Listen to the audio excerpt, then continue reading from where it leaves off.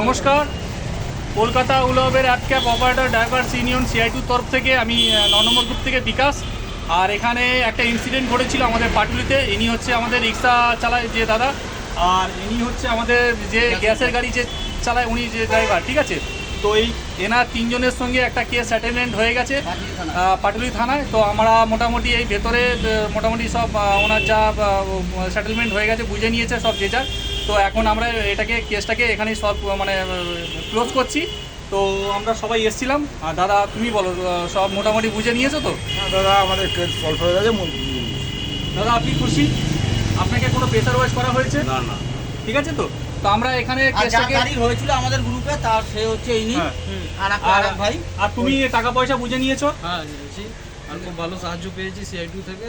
আগেও আমরা চেষ্টা করবো সবার সাথে কান মিলিয়ে চলার, খুব ভালো সাহায্য পেয়েছি। লাল সালাম। তো আমরা এখানে ভিডিওটাকে ক্লোজ করছি। আমরা এখানে কেসটাকে সেটেলমেন্ট করে নিয়েছি। সবাইকে ধন্যবাদ। আর এখানে কাউকে আসার দরকার নেই, আমরা এখানেই মেটাটাকে ক্লোজ করছি। লাল সালাম।